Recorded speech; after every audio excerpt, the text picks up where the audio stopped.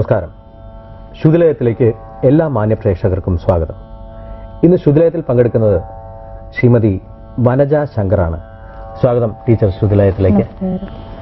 ടീച്ചറെ പറ്റി പറയുമ്പോൾ ശ്രീമതി വനജ ശങ്കറിന്റെ അച്ഛൻ retired DPO Shri PP Shankar sir തന്നെയാണ് ടീച്ചറുടെ ആദ്യ ഗുരു. അതിനുശേഷം കോത്തല കേശവൻ ഭാഗവതരുടെ അടുത്തും പഠിക്കുകയുണ്ടായി.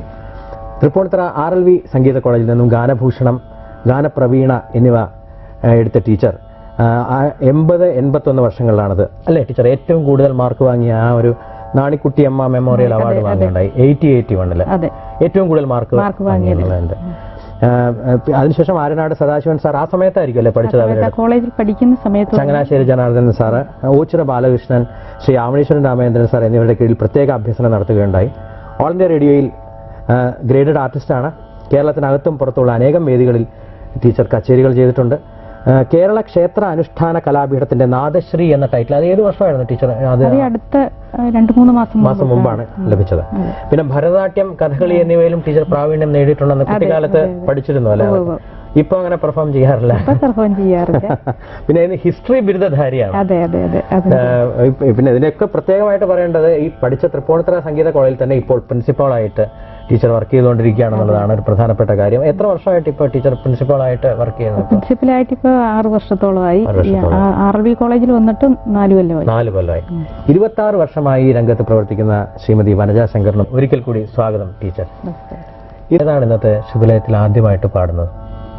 ഇന്ന് ജഗന്മോഹിനി രാഗത്തിൽ ശോഭില്ലു സപ്തസ്വര ജഗന്മോഹിനി രാഗത്തിൽ രൂപകതാളത്തിൽ. അതും വളരെ പ്രശസ്തമായ കീർത്തനം തന്നെയാണ്. എല്ലാവർക്കും സാധാരണക്കാരന് പോലും അറിയുന്ന കീർത്തനമാണ്. കേൾക്കാം. ശോഭില്ലു സപ്തസ്വര ശോഭില്ലു സപ്തസ്വര ശോഭില്ലു സപ്തസ്വര ശോഭില്ലു സപ്തസ്വര ശോഭില്ലു